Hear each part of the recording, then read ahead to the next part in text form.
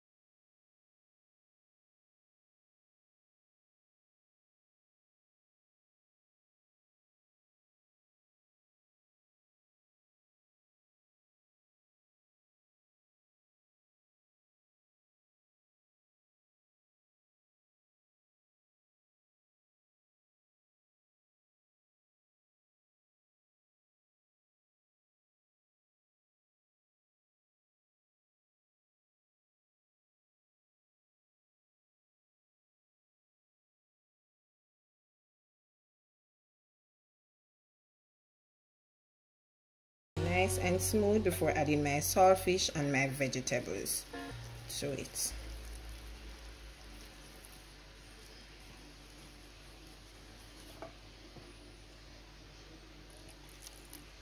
Add some more water to that.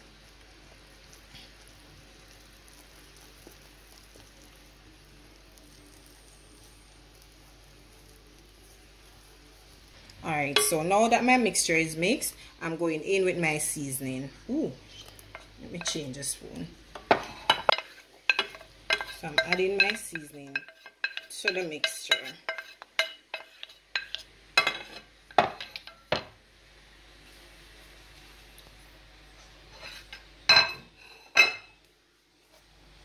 I'll also be adding my flaked saltfish. And you don't want the saltfish to be too big or too small. You just want it to be just right. Alright. So just gonna give this a nice little mix.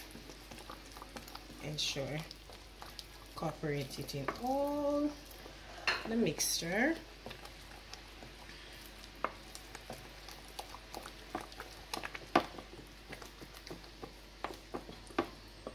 And you can use just enough seasoning, or if you don't like seasoning in your saltfish fritters, you don't have to add it to it, okay?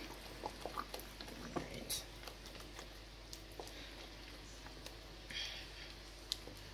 At this point, I think I'm going to add about ½ cup more flour to the mixture. Alright, so I add ½ cup more flour to the mixture, and this is how it is looking. So what you'll need to do is to add ½ teaspoon more of baking powder. As I said, I'm going to list all the ingredients down below. And yes, no chef is perfect. We all do make mistakes.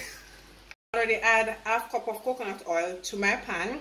So I'm going in now with 1/3 measuring cup to drop my fritters. Alright, and at this point, it's all up to you to decide how small or how big you want your fritters. I want mine to be not too big.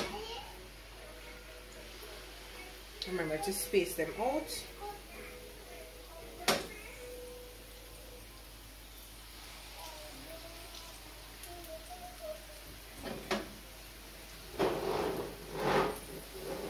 So at this point now, I'm going to allow them to be nice and golden brown until they're cooked all the way through. Once that is done, then I'll remove these set, okay?